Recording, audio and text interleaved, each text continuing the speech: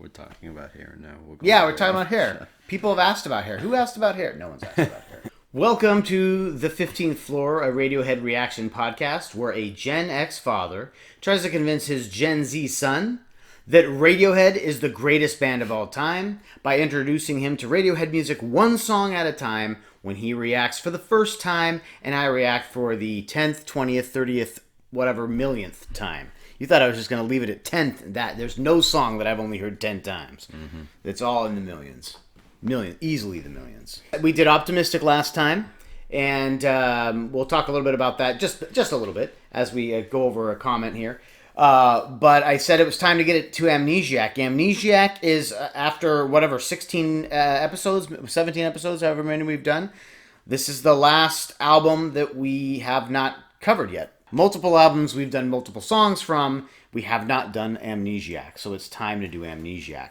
This is 2001's Amnesiac. And I got to talk a little bit about Amnesiac because Amnesiac has a sour place in my heart. I enjoyed Kid A. I listened to it, recognized that it wasn't OK Computer or the Bends, recognized that Radiohead, I even read maybe a Rolling Stone article or something that was, I think it was called something like, in order to save themselves, Radiohead had to destroy rock and roll.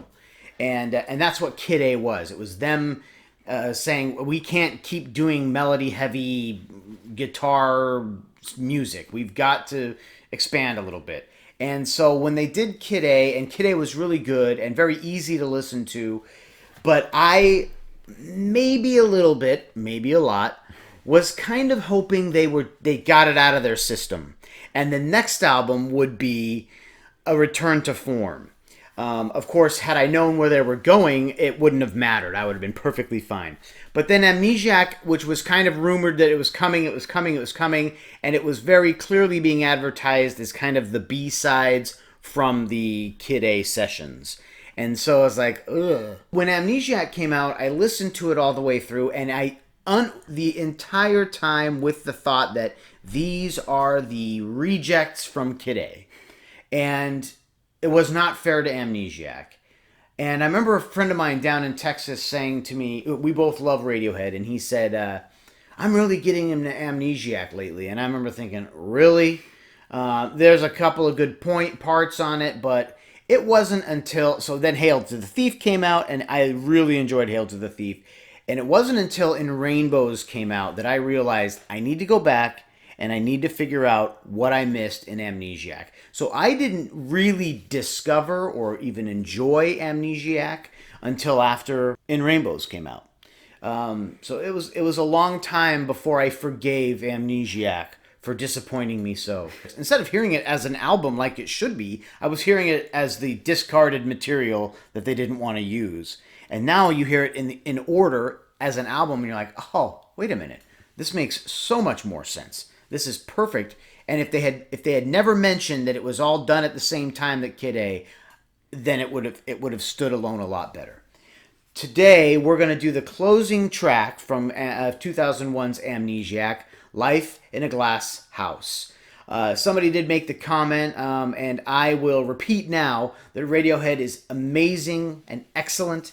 And I don't have lots of great adjectives, but I like fantastic, amazing, and excellent at opening and closing their albums and then putting everything in the perfect order in between.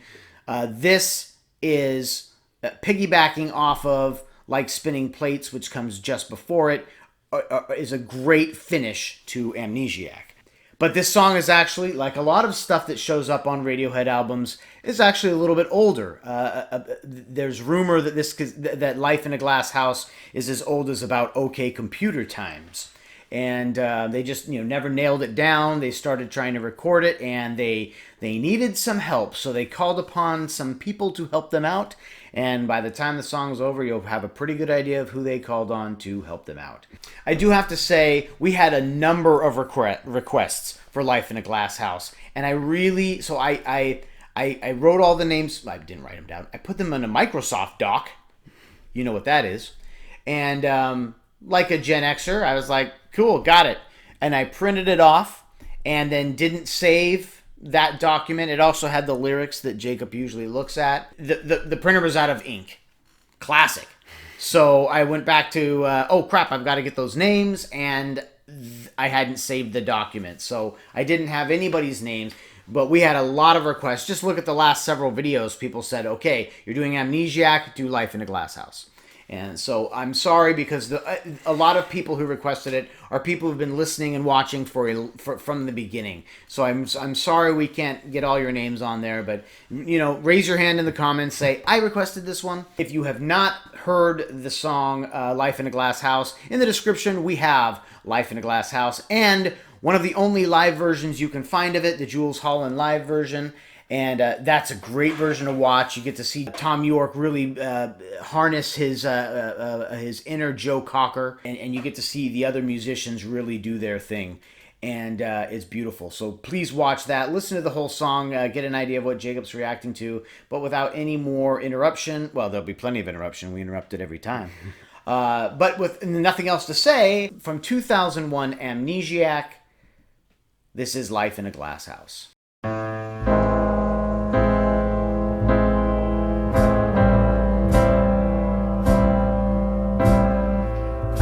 Weird. That piano reminds me of like those movies where a guy is depressed and he's walking in the rain. Yes. That is exactly what that reminds me of. Yeah. This is a film noir feeling from this song for sure. That's Johnny on the piano usually. Certainly in live version, that's Johnny. In the recording studio, it was Beethoven probably. Once again, I'm in trouble with my only friend. She is putting on a smile,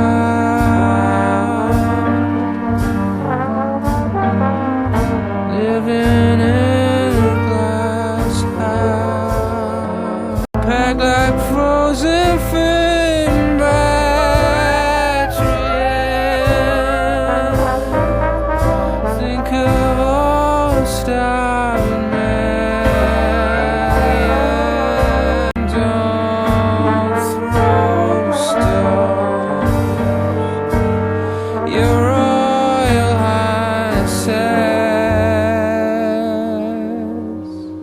What a song. I mean, this might be like the last time I'll stop it because I just want to repeat myself. It is a depressing song. It is a walk in the rain.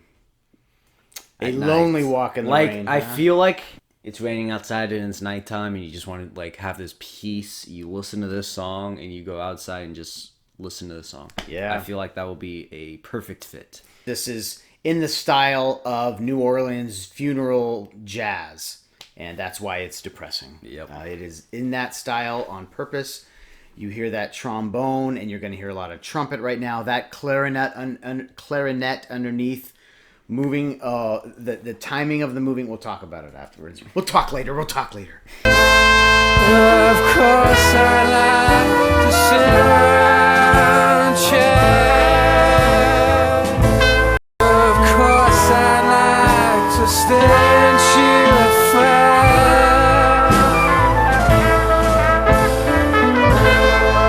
Someone's listening.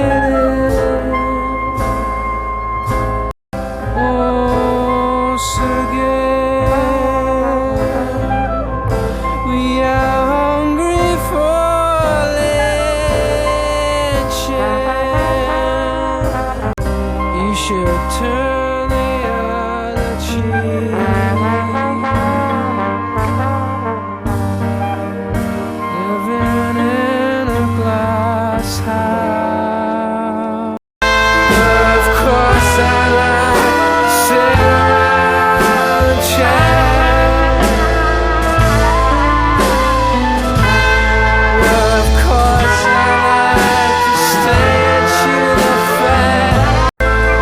Of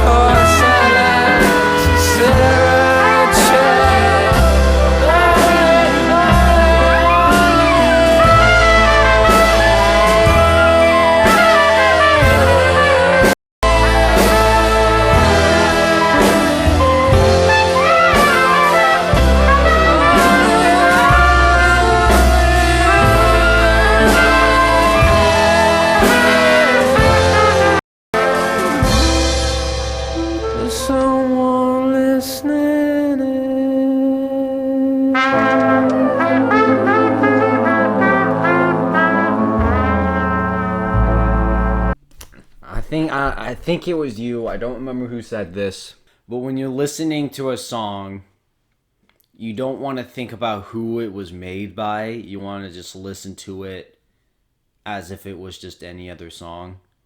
And so like that could either mean like you don't say, "Oh, this is Radiohead, so I have to like it or I have to hate it," or "This is Radiohead, so it better sound like a Radiohead song," because that does not sound like a Radiohead song at all. You have to respect the music. You have to respect the wonderful trombone and the wonderful jazz. I don't like jazz that much, but there was this one movie. I just remember like there's just one point where the main character is sad and just stuff like this played in the background, and that gives me so many nostalgic feelings of watching that. That clarinet just moving. The trumpet gets the awards here. The trumpet gets the high praise, but I think the trombone and the clarinet are working so well. And the trumpet's great too. It just comes in and you hear it. But that watch the Jools Holland version. Watch that trombonist wiggle in and out of fourth and fifth position there, and they're feeling the music. And they work so well with Radiohead because Radiohead.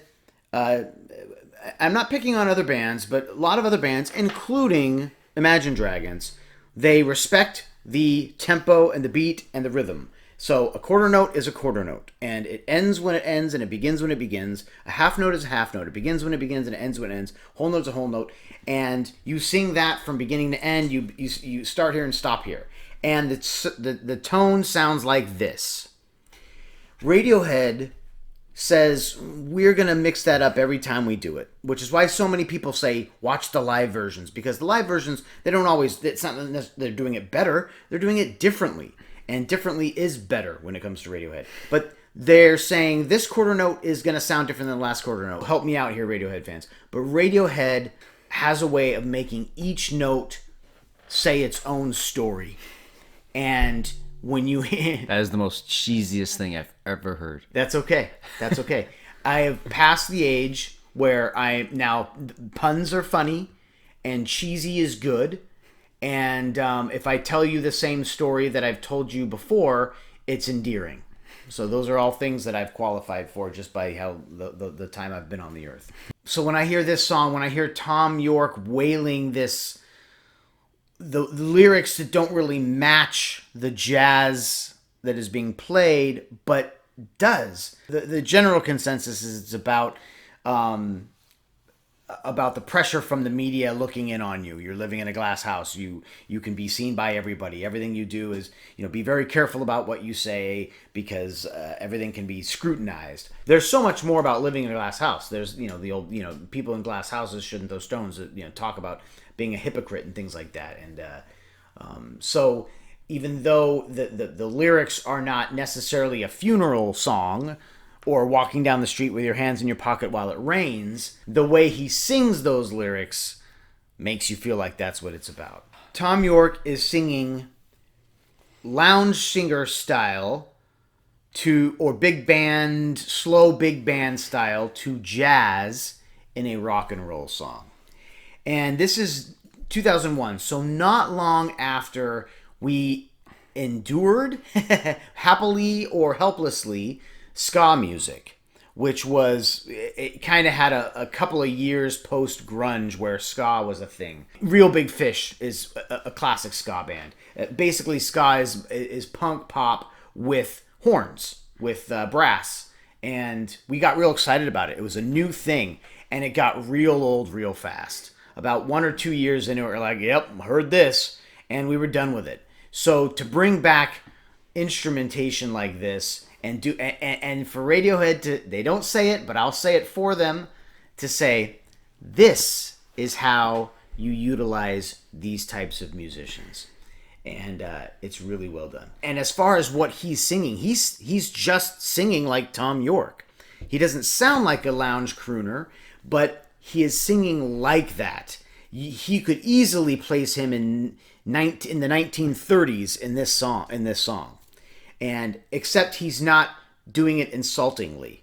Like sometimes people do with reggae. They make a song that sounds like it's got reggae influences, but if they're going to try to sing it like Bob Marley, they're going to be insulting.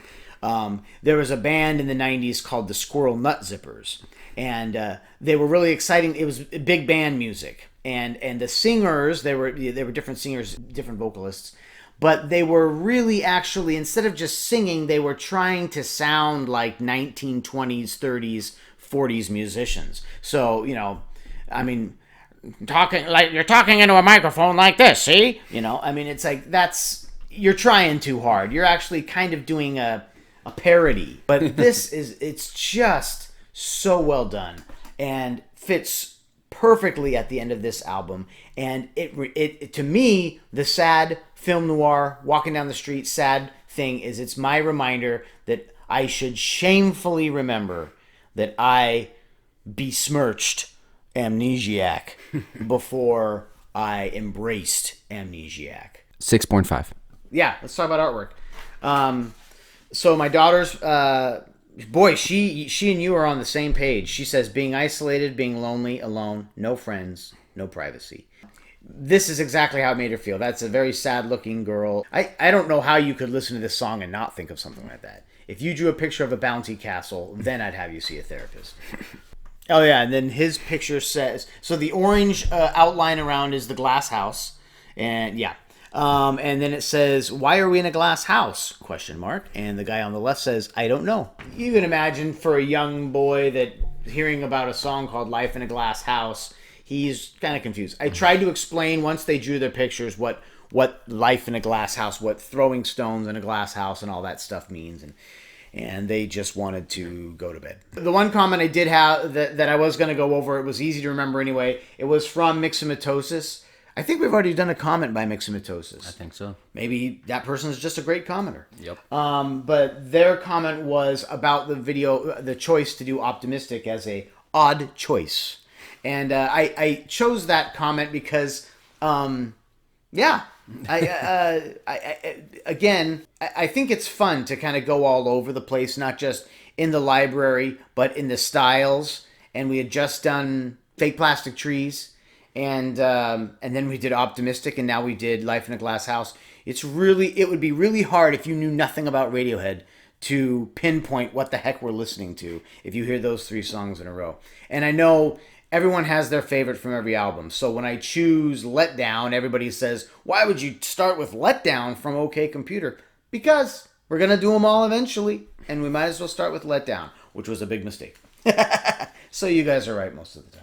Optimistic, I understand it's not most people's favorite from that album, especially on an album where Radiohead was trying to get away from stuff like that. But I thought it was only a 5-foot fall, so I went with that, Optimistic. Please like, please share, leave a nice comment below. Share it on Facebook if you have Facebook. Share it on Instagram if you have Instagram. Maybe we should make a Facebook page or an Instagram. I have no idea how Instagram works. I think it's pictures, right? Continue to love one another. Keep listening to music together. You're now leaving the 15th floor.